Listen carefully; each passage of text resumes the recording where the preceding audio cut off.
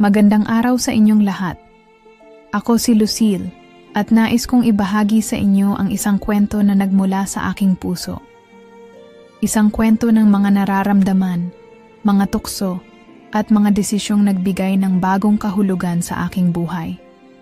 Hindi ko alam kung paano ko naabot ang puntong ito, pero alam kong hindi ko na kayang itago pa ang mga nararamdaman ko.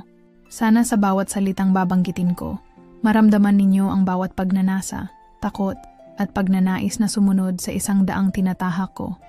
Isang daang puno ng init, kaguluhan, at kahulugan. Ang lahat ng ito ay nagsimula sa isang simpleng pagkakataon. Si Andres, ang kapitbahay ko, ay isang lalaki na laging may ngiti sa labi, parang walang kinalaman sa mundong ibabaw. Ngunit sa bawat tingin niya sa akin, sa bawat sulyap ng kanyang mata, parang may ibang kwento siyang nais ibahagi. Hindi ko noon alam kung ano ang nararamdaman ko. Isang araw, pagkatapos ng ilang linggong hindi inaasahang mga sulyap at banayad na pagtulong niya sa mga bagay na hindi ko inaasahan, nagsimula kong maramdaman ang kakaibang sensasyon. Alam ko, hindi ito basta-basta na nararamdaman ko lang. May mga pagkakataong ang presensya ni Andres ay sapat na para magdulot ng init sa katawan ko. Pag minsan nagkakasalubong kami sa daanan at sa simpleng galak ng kanyang pagtulong o pagtangkilik, may mga pagkakataong nararamdaman ko ang kanyang mga mata na sumisilip mula sa gilid ng kanyang mga mata. Tinutukso niya ako, o siguro, ako lang ang nag-iisip na ganun. Pero ang mga sulyap na yon, nakakapagod, nakakainis, at hindi ko na kayang ipaliwanag pa. Isang gabi, matapos ang ilang linggong hindi matawarang tensyon, nagdesisyon akong magpahayag ng aking nararamdaman. Hindi ko alam kung anong mangyayari pagkatapos, pero sa gabing iyon, naramdaman ko na may nararapat akong gawin. Ang tanging naiisip ko lang ay si Andres at ang kakaibang akit na nararamdaman ko tuwing nandyan siya sa paligid ko. Nang magkasalubong kami sa ilalim ng ilaw, nang bumangon ako mula sa aking mga hakbang patungo sa kanya, natanaw ko ang kanyang mukha. Hindi ko alam kung bakit, pero sa kanyang mga mata, nakita ko ang isang pagsang-ayon. Isang gabing puno ng kuryosidad, ng takot at sabayang pananabik. Nagkalapit kami at habang nagsasalita kami, tila may mga salita na hindi kinakailangan. Ang mga mata ni Andres ay nagsasabi ng lahat. Nakita ko ang panandaliang pagpikit ng kanyang mga mata, ang bahagyang ngiti sa kanyang labi, at sa bawat paglipas ng oras, ang pakiramdam ng pagnanasa ay nagiging mas matindi. Ang bawat salitang lumabas sa bibig niya ay may kaakibat na kahulugan at hindi ko na kayang pigilan ang sarili ko. Tinutukso niya ako, ngunit parang may hindi sinabi ang mga mata niya. Parang ang lahat ng iyon ay isang simula ng isang bagong kwento. Nang magtagpo ang aming mga labi, ang init na naramdaman ko ay isang bagay na hindi ko na kayang ipaliwanag. Hindi ito basta-basta at wala akong lakas ng loob na magpaliwanag pa. Sa kabila ng lahat ng nangyari, napagtanto ko na ang aming mga pagkikita, mga hindi inaasahang pagdalaw at mga pagsulyap ay naging ugat ng mas matindi pang emosyon. Ang gabing, iyon ay isang simula ng mas matinding nararamdaman at sa bawat minuto, natutunan ko kung gaano kadalas na ang pinakamagagandang bagay sa buhay ay hindi inaasahan. Tinutukso ko siya, tinutukso niya ako, ngunit alam ko, sa loob ko, na ang mga paghahawak na iyon, ang mga titig na naglalaman ng hindi nasabi, ay isang tanda na may mas malalim na koneksyon sa pagitan namin. Hindi ko alam kung saan ito pupunta. Pero sa gabing iyon, nakaramdam ako ng init na matagal ko nang pinagmumula. Minsan, DJ Serene, may mga gabi na hindi ko na kayang kalimutan. Ang mga sandali na ang katawan ko ay nanginginig hindi sa takot, kundi sa isang hindi maipaliwanag na pananabik. Ang mga gabing iyon ay naglalaman ng mga damdamin na hindi ko alam kung tamang ipahayag. Gabi ng ulan, gabi ng mga lihim. Hindi ko na kayang itago pa. Isa sa mga gabi na hindi ko malilimutan ay nang magkasama kami ni Andres sa Hagdang Bato. Napansin ko na parang may kakaibang nararamdaman siya habang tinititigan ako.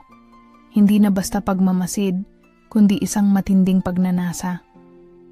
Ang mga sulyap, niyang parang may kahulugan. Ang kanyang mga mata na hindi na maitatago pa ang kagustuhan. Halos hindi ko na kayang labanan ang mga titig niya. Kahit na alam kong hindi ito tama, may mga pagkakataon na ang katawan ko ay kumikilos na parang may sariling isip. Nandyan siya, malapit sa akin, at habang ang ulan ay dumidilig sa aming katawan, nagbabadya ng init. Naramdaman ko na ang pagitan namin ay napakabigat, pero hindi ko kayang tumalikod. May mga pagkakataon na nahulog ang jacket ko at si Andres, sa isang hindi inaasahang pagkilos, ay inalalayan ako. Ang mga palad niya ay humaplos sa aking braso at sa simpleng hawak niya, parang may kuryente akong naramdaman na bumalik sa aking buong katawan. Hindi ko na kayang ipaliwanag, DJ Sirin, pero ramdam ko ang init ng kanyang katawan, ang halos hindi na matitiis na tensyon. Habang tinutulungan niya akong magtakip mula sa ulan, hindi ko maiwasang mag-isip ang mga malalapit na galak na iyon, na para bang magkasama kami sa isang lugar na walang alinlangan, ay nagbigay daan sa mga walang katanungan na sandali. Minsan, iniisip ko, paano ba ako nahulog dito? Bakit ko pinipilit ipaliwanag pa ang mga damdamin na hindi ko kayang ipaliwanag? Ang kanyang presensya ay may ibang ibig sabihin. Hindi ko siya nakikita bilang isang simpleng kaibigan o kapitbahay, kundi bilang isang lalaki na may kakayahang pukawin ng isang bahagi ng aking pagkatao na matagal nang natutulog. Isang gabi na wala na kaming masyadong masasabi, nagtakip siya sa akin ng jacket at sa ilalim ng malalim na dilim, naramdaman ko na ang bawat segundo ay matindi. Ang mga kamay niya ay umabot sa aking pisngi. Ang mga daliri niyang humaplos sa aking balat. Parang hindi ko na kayang itanggi pa. Ang aking katawan ay kumikilos na. Ang mga labi ko ay nauurong. At ako'y naguguluhan. Ang gabing iyon ay nagbigay daan sa isang sensasyon na hindi ko kayang ilarawan. Masakit, masarap, at sabayang magulo. Nagtagpo ang aming mga mata at may kakaibang kahulugan sa lahat ng iyon. Nakita ko ang pagnanasa sa mga mata niya at sa isang iglap, nagsalubong ang aming mga labi. Hindi ko na kayang pigilan at hindi ko na rin gustong pigilan.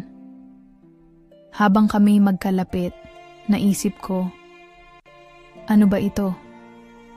Pero wala na akong pakialam sa sagot. Nang mga sandaling yon, wala nang ibang tao sa mundo kundi kami. Hindi ko alam kung gaano katagal kami roon, magkalapit at magkahinang, pero ang bawat galaw na ginawa ko ay nagpapaalala sa akin na ito ay isang hakbang na hindi ko alam kung magdadala sa akin sa tamang daan. Ang katawan ko ay tumutugon sa kanya, at ang bawat sandali ay puno ng kaba, init at mga tanong. May isang bahagi sa akin na ayaw magpatuloy, ngunit ang ibang bahagi ng katawan ko ay hindi kayang magsabi ng hindi. Sa kabila ng lahat ng nangyari, ang mga sandali namin ni Andres ay nagbigay sa akin ng isang kakaibang pakiramdam. Ang akala ko ay naguguluhan ako, ngunit mas lalo ko lang naramdaman na hindi ko DJ Sirin, hindi ko alam kung anong naramdaman ko nang marinig ko ang mga salitang lumabas sa bibig ni Andres. Ang mga mata niya, na dati puno ng tanong, ngayon ay naglalaman na ng ibang uri ng pagkabighani. Hindi ko alam kung may kinalaman ba ang init ng gabi, ang malalim na dilim, o ang epekto ng bawat galak na naramdaman ko nang magtagpo ang aming mga labi. Ngunit ang isang bagay ay sigurado, wala na akong magawa kundi sumunod sa agos.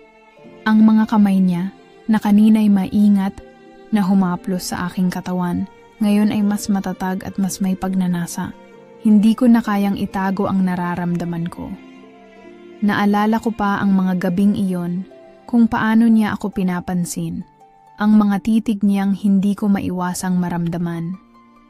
Ngunit sa pagkakataong iyon, ang tanong ko na lang ay kung ano ang ibig sabihin ng lahat ng ito. Hanggang saan ang kaya kong tahakin. Nang maghihiwalay ang aming mga labi, naramdaman ko ang init sa aking katawan. Habang tinitingnan ko siya, may kakaibang pag-aalangan sa aking puso. Nagkaroon kami ng matinding koneksyon sa mga sandaling iyon, ngunit hindi ko alam kung paano ko ito dapat tanggapin. Lucille, Anya, ang kanyang boses ay mababa, puno ng pagmumuni. Alam mo bang gusto kita? Ang mga salitang iyon ay tumagos sa akin. Parang may kuryente na dumaloy sa aking katawan. Habang tinatanong ko ang aking sarili kung anong ibig sabihin ng mga salitang iyon, napansin ko ang mga mata ni Andres na tinitingnan ako ng may kabuntot na pagtataka at tadhana. Hindi ko kayang alisin ang tingin ko mula sa kanya. Sa bawat paghinga ko, ramdam ko ang mainit na hangin na umiikot sa pagitan namin at ang bawat galaw ay tila naglalaman ng libog at kaba. Hindi ko alam kung anong mangyayari, pero alam ko na hindi ko kayang takasan ito. Si Andres, nakilala ko bilang mabait at maasikaso, ngayon ay may bagong anyo. Naging ibang tao siya sa aking mata. Parang may bagong kalakaran sa pagitan namin na hindi ko kayang itago. Ang mga kamay niya, na dati masunurin at magaan, ngayon ay malakas at mas mahigpit. Tumigas ang aking katawan sa takot at pangarap. Ang puso ko ay mabilis na tumibok, ngunit hindi ko alam kung bakit. Lucille, patuloy niya. Ang tono ng kanyang boses ay may kasamang lambing at pangako. Hindi ko na kayang itago pa. Gusto ko ito. Gusto kita. Hindi ko alam kung anong dapat gawin, DJ Serene. Ang puso ko ay naglalaban sa isip ko. May mga sandaling iniisip ko na baka ito'y isang pagkakamali. Ngunit may isa pang bahagi ng katawan ko ang nagsasabing magpatuloy. Nang magtagpo ang aming mga mata, alam ko na hindi ko kayang itanggi ang nararamdaman ko. Gusto ko siya. Gusto ko siyang makapiling, ngunit ang takot at ang guilt ay matinding humahawak sa aking isipan. Ang mga sandaling iyon ay naging isang pagsubok ng aking mga prinsipyo at ang pagnanasa sa aking puso. Ang bawat sandali ay puno ng tensyon, ng pananabik at ng tanong kung saan ito maghahatid.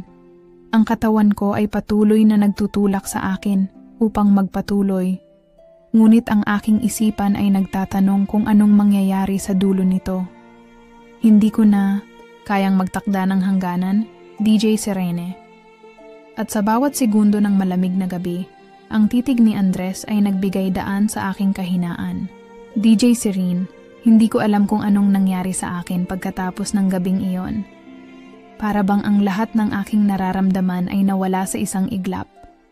Ngunit ang mga alalahanin at takot ay patuloy na gumugulo sa aking isip. Ang mga mata ni Andres, ang mga kamay niyang humaplo sa aking balat, at ang halik na nag-iwan ng bakas sa aking labi. Lahat ng iyon ay magkasunod na nagpatuloy sa aking isipan. Alam ko na may nangyaring hindi ko kayang iwasan. Pero ang tanong ko, anong epekto nito sa lahat ng aspeto ng buhay ko? Sa unang araw pagkatapos ng gabing iyon, nagpunta ako sa trabaho. Pero ang mga mata ko ay nawawala sa sarili. Laging gumugulo sa aking isipan ang mga sandali na kami ay magkasama. Ang mga tingin niyang puno ng malasakit at kasabikan, ang mga malalambot na galak sa kanyang mga labi na nagbigay daan sa mga katanungan. Ang mga ito ay tila nagbigay buhay sa bawat sandali. Ang mga katanungang iyon ay naging mga sagot sa mga hindi ko inaasahang bahagi ng aking buhay. Si Andres, ang aking kapitbahay na matagal ko nang iniwasan, ngayon ay naging isang simbolo ng pagnanasa at takot. Hindi ko alam kung anong nangyari sa akin. Kung ito ba ay pagmamahal o simpleng pagkahulog sa tukso. Pero ang tanging bagay na natutunan ko sa lahat ng ito ay na hindi ko na kayang takasan ang mga nararamdaman ko para sa kanya. Hindi ko na kayang itago. DJ Serene. Sa mga sumunod na araw, hindi ko maiwasang mapansin ang mga pag-uusap namin ni Andres. May mga sandali na tila nagiging mas mahaba ang mga pagtingin niya sa akin at may mga pagkakataon na hindi ko na kayang gawing natural ang mga usapan namin. Minsan, kapag nagkakasalubong kami, may mga maliliit na galak na lumilitaw sa mga mata ko. Ang mga simpleng tingin niya ay may bigat na nagdudulot ng kilig sa aking buong katawan. Tinutukso niya ako, sinasadyang humaplos sa aking braso, at tuwing mangyayari iyon, para bang ang bawat kalamnan ko ay naiilaw at hindi ko na kayang magpigil. Ngunit habang ako'y natutukso, may takot pa rin akong nararamdaman. Wala pa akong kasiguruhan kung saan ito maghahatid. Puno ako ng mga katanungan kung siya ba ay seryoso o baka isang laro lamang ang lahat ng ito. Isang araw, nang magkasama kami sa isang maliit na kanto ng aming building, hindi ko na kayang pigilan ang tanong na bumangon sa aking bibig. Andres, anong nangyayari sa atin? Tumingin siya sa akin at sa mga mata niyang iyon, nakita ko ang isang sagot. Hindi siya nagsalita, ngunit ang paraan ng kanyang pagtitig ay nagsabing marami pa siyang hindi nasasabi. Isa lamang siyang misteryo na, sa kabila ng lahat ng saya at takot, ay patuloy na nag-aakit sa akin. Ang mga simpleng galak na dulot ng kanyang mga tingin ay nagbigay daan sa mas malalim na kalituhan sa aking puso. Hindi ko alam kung anong mangyayari. Pero isang bagay lang ang sigurado. Ang mga ito'y hindi basta-basta mawawala.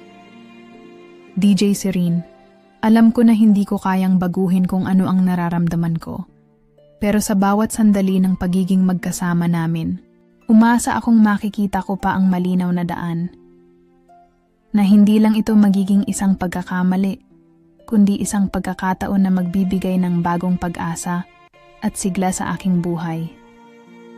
DJ Serene, hindi ko alam kung paano ko na nagawang magpatuloy pagkatapos ng lahat ng nangyari.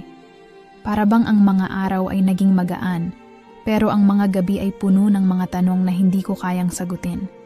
Ang bawat sandali na kami ay magkasama, ni Andres ay nagiging mas magulo sa aking isipan. Minsan, naiisip ko kung tama ba ang mga desisyon ko o kung ito ay magdudulot lamang ng sakit sa aking puso at buhay. Hindi ko na kayang pigilan ang mga nararamdaman ko. Ang bawat pagkakataon na kami ay magkasama ay nagiging isang pagsubok na puno ng kaguluhan at kasiyahan. Habang naglalakad kami sa madilim na kalsada, hindi ko maiwasang hawakan ang kanyang kamay.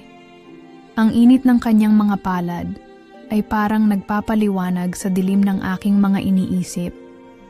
Tinutukso niya ako, ngunit sa kabila ng mga biro at mga halakhak, may ibang damdamin akong nararamdaman. Tinutukso ko siya, at siya rin ako. Ngunit ang mga mata namin ay nagtataglay ng isang lihim na hindi namin kayang itago. Sa mga sandaling iyon, ang bawat galaw ko ay puno ng kalituhan.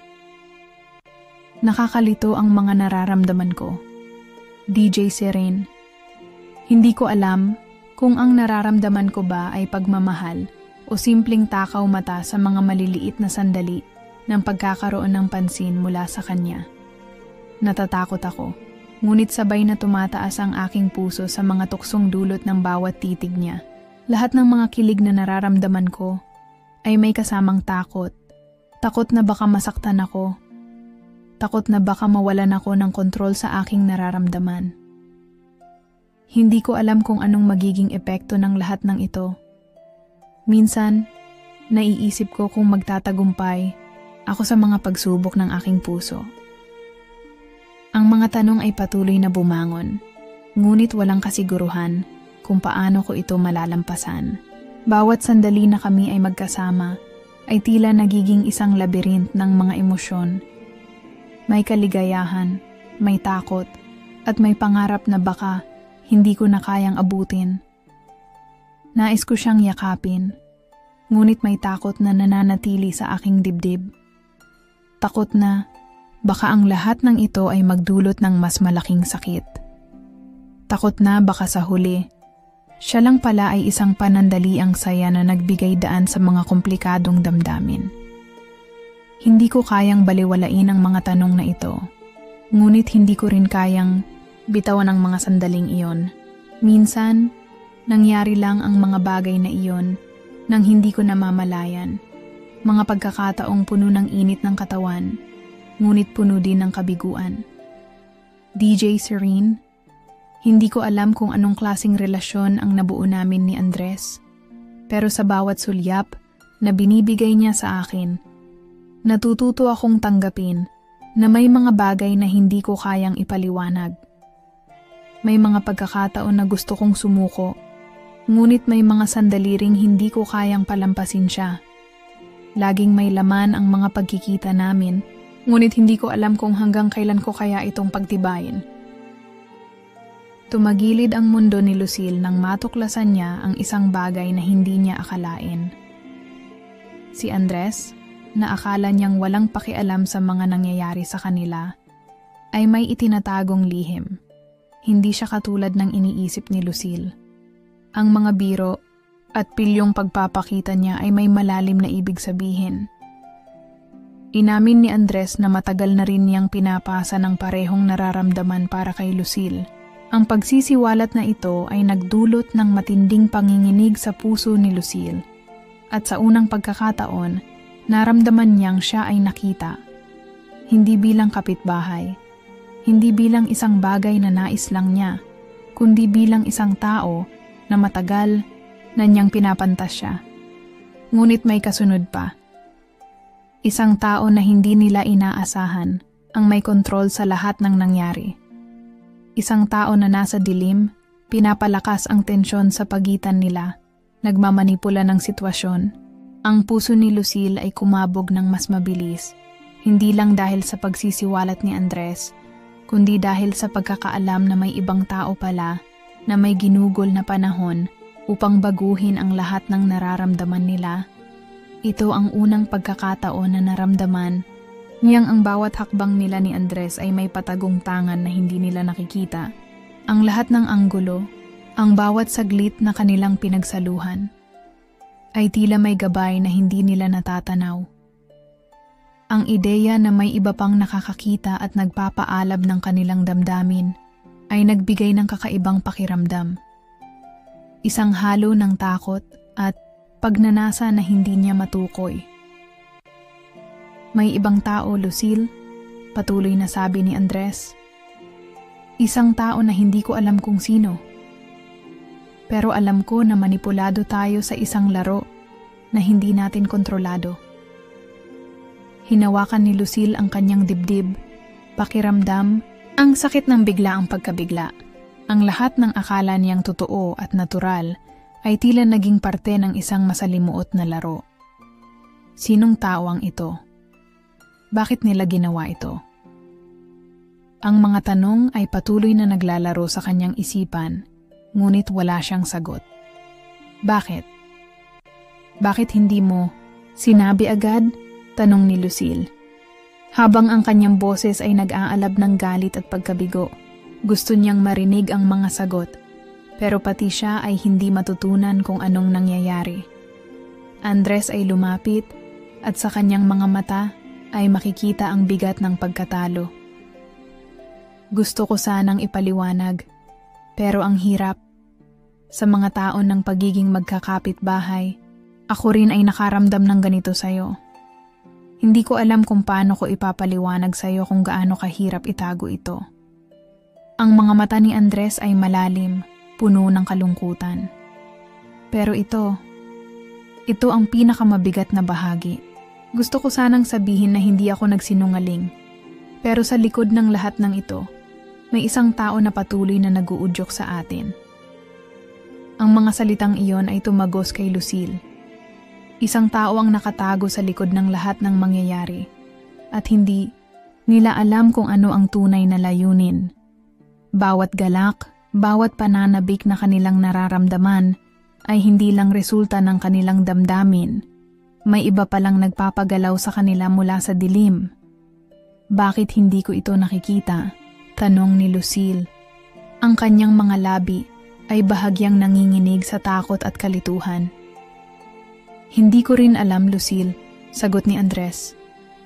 Pero ang pakiramdam ko, hindi tayo nag-iisa sa larong ito. Ang mga salitang iyon ay tumagos kay Lucille na naglalaman ng mga tanong na hindi niya alam kung paano sasagutin.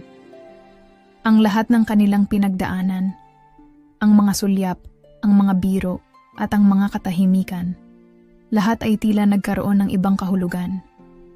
Ang kanilang relasyon ay hindi na kasing simple tulad ng iniisip nilang lahat, at habang iniisip niya ito, ang kanyang puso ay patuloy na kumabog. Naglalaban ang takot at ang hangarin na malaman ang buong katotohanan. Dapat nating malaman ang lahat, malalim na sabi ni Lucille. Hindi ko na kayang mabuhay na hindi ko alam ang buong kwento. Si Andres ay tumango, ngunit sa kanyang mga mata ay makikita ang takot na hindi na niya kayang ikubli. Lucille, sa lahat ng nangyari, wala akong ibang nais, kundi ang malaman kung anong mangyayari sa atin, kung tayo ba ay magiging magkasama, o kung hindi pa panahon. Ngunit hindi ko kayang makita ka pang masaktan ng mas matagal dahil sa laro ng iba. Ang mga salitang iyon ay nagbigay kay Lucille ng lakas, ngunit ang tanong sa kanyang isipan ay nanatili. Ano nga ba ang katotohanan at sino ang nagmamanipula ng lahat ng ito? Narating na ang oras. Matapos ang mga linggong puno ng tensyon, tahimik na titig, mga salitang hindi nasabi, at mga pagnanasa na hindi nila kayang itago, natagpuan ni na Lucille at Andres ang kanilang mga sarili sa makitid na pasilyo ng kanilang apartment. Ang hangin sa paligid nila ay puno ng isang bagay na hindi nila kayang itanggi. Wala na silang pader na maitatago sa likod. Ang mga nararamdaman nila, ang mga bagay na matagal nilang sinubukang pigilan, ay hindi na maitatago. Ang puso ni Lucille ay mabilis na tumitibok sa kanyang dibdib habang tinititigan niya si Andres. Ang presensya nito na mas malapit na ngayon, ramdam na ramdam ang init mula sa katawan nito. Gusto na niya ito. Gusto na niyang malaman kung paano ang pakiramdam ng magpasya, nang magbigay sa pagtulak ng puwersang ito na matagal nang nararamdaman nila. At sa pagkakataong iyon, parang pinayagan na sila ng mundo. Lumapit si Andres. Isang hakbang lamang at ang pagitan nila ay halos wala na. Ang kanyang mga mata ay puno ng isang titig na naghahanap ng kasagutan, parang nagtatanong ng pahintulot. Pahintulot na magpatuloy sa kanilang dalawa. Walang salitang binitiwan, ngunit ang kamay ni Andres ay gumalaw patungo sa mukha ni Lucille. Ang mga daliri nito ay bahagyang dumampi sa kanyang balat. Ang malumanay na haplos na iyon ay nagbigay ng kilig sa katawan ni Lucille, ngunit wala nang kabiguan sa mga mata ni Andres. Ang titig nito ay puno ng lahat ng mga nararamdaman nilang parehong hindi pa natutuklasan noon. Lucille, ang bulong ni Andres, ang boses nito ay mababa, puno ng damdamin. Ang pangalan niya sa mga labi ni Andres ay parang isang panawagan, isang tahimik na pag-amin ng lahat ng bagay na matagal nilang pinigilan, at sa mga sandaling iyon, parang nawalan ng kabuluhan ang lahat ng bagay sa kanilang paligid. Ang lahat ng alinlangan, mga tanong, at mga pangarap na hindi nila sinabi ay naglaho sa isang iglap. Ang tanging mahalaga sa kanila ngayon ay ang koneksyon na matagal nilang tinatago. Ang titig, ang mga haplos, ang mga damdamin. Sa huling pagkakataon, naglapit ang kanilang mga labi at isang halik ang naganap. Mabilis, puno ng pangungulila, ng mga nararamdamang matagal nang itinagong mga emosyon. Ang bawat pagdampi ng labi nila ay parang isang pagpapalaya, Isang pag-apaw ng lahat ng bagay na matagal nilang pinigilan.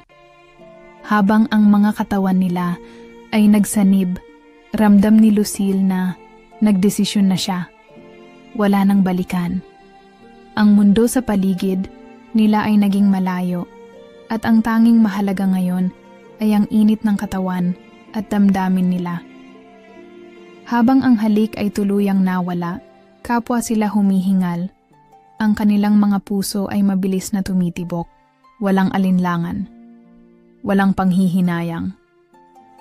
Ang sandaling iyon ay nagbago sa kanila ng lahat. Wala silang kailangang sabihin. Ang katahimikan sa pagitan nila ay nagsilbing sagot. Isang pagkakaintindihan na kung ano man ang mangyari, pareho silang nagdesisyon. At si Lucille, sa mga sandaling iyon, ay nagkaroon ng ganap na katiyakan.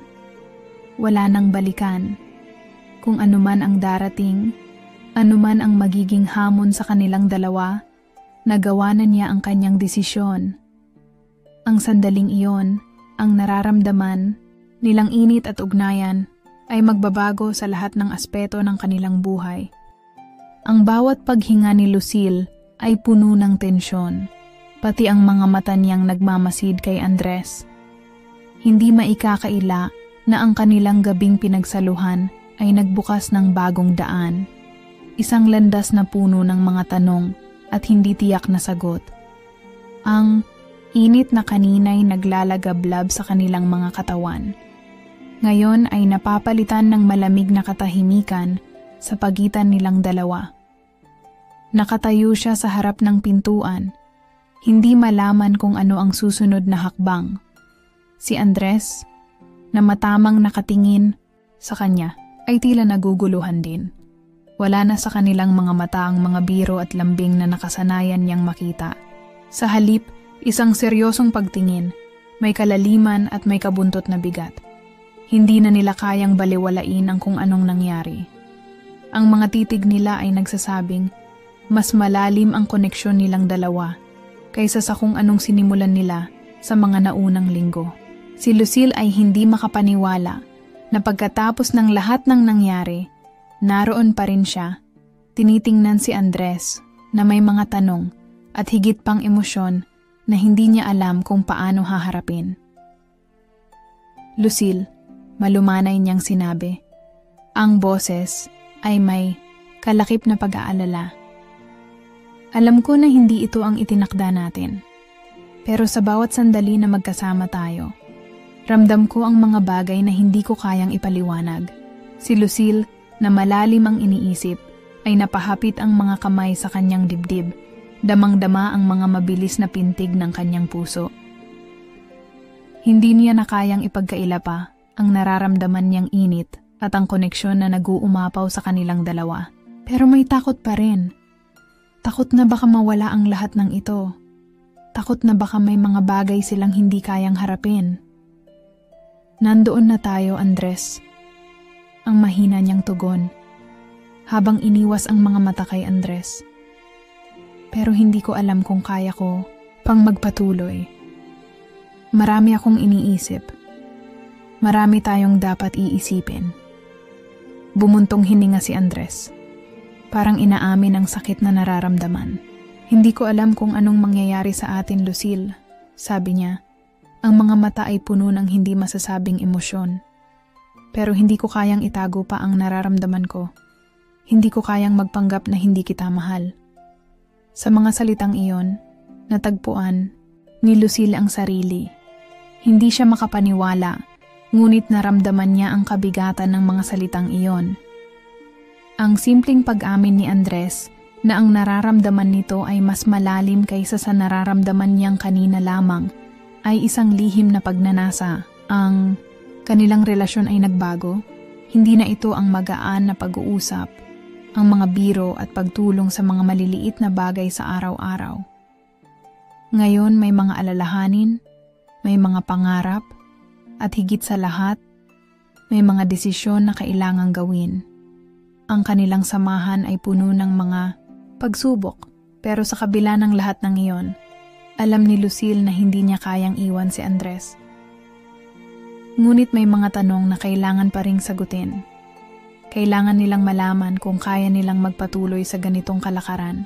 Hindi pa rin malinaw kung paano nila haharapin ang mga susunod na araw. Ngunit alam nilang hindi na nila kayang iwaksi ang nararamdaman nilang koneksyon.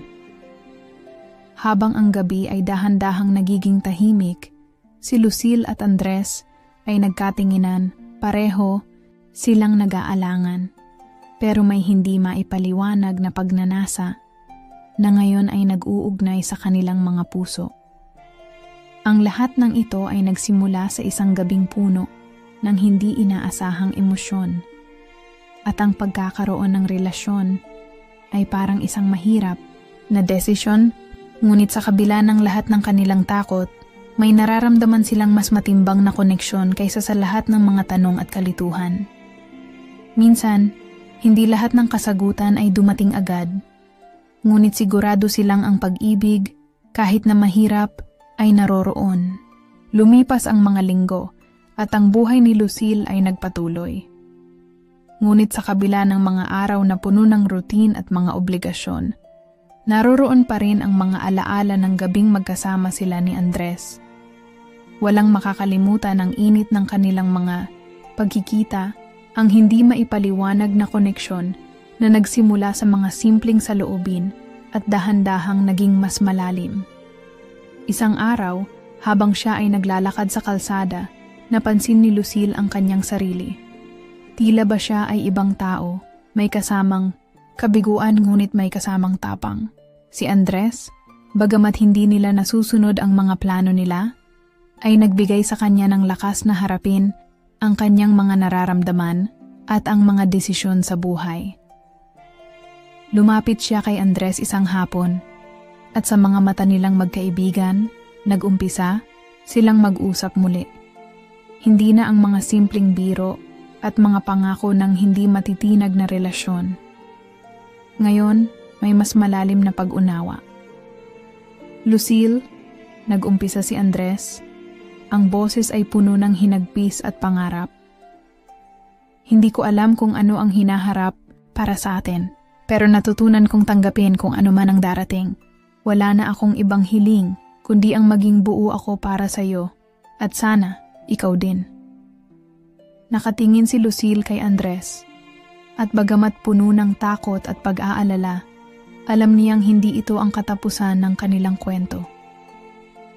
Sabi nila, hindi lahat ng kwento ay may kaakit-akit na pagtatapos. Ngunit ang pinakamahalaga ay matutunan mong tanggapin ang iyong nararamdaman at maging bukas sa posibilidad ng pagbabago. Sa bawat hakbang na tinatahak nila, hindi nila alam kung saan sila dadalhin ng kanilang landas. Ngunit anuman ang mangyari, natutunan nilang hindi nila kayang iwasan ang nararamdaman nilang ugnayan. Sa kanilang mga mata, bagamat may kalituhan, alam nilang sa bawat hakbang ay lumalapit sila sa higit pang pagkaunawa. Hindi lamang sa isa't isa, kundi pati na rin sa kanilang mga sarili. Ang relasyon nila ay hindi perpekto at hindi nila alam kung hanggang saan sila aabot. Ngunit ang mahalaga ay sa bawat pagsubok, natutunan nilang magtiwala sa isa't isa at sa kanilang sariling mga puso. Sa huli, hindi nila kayang itago pa ang kanilang mga nararamdaman. Hindi ito katapusan, kundi isang bagong simula. Mga kasiren, naway natutunan natin sa kwentong ito na sa bawat paglalakbay, hindi lang ang mga tagumpay ang mahalaga, kundi pati na rin ang mga pagsubok na humubog sa atin. Sa mga pagnanasa at kalituhan, ang pinakamahalaga ay ang pag-unawa sa ating sarili at sa mga taong kasama natin sa landas. Hanggang sa muli, mga kasirine. Patuloy nating yakapin ang bawat kwento ng buhay at magsama-sama tayo sa susunod na kwento.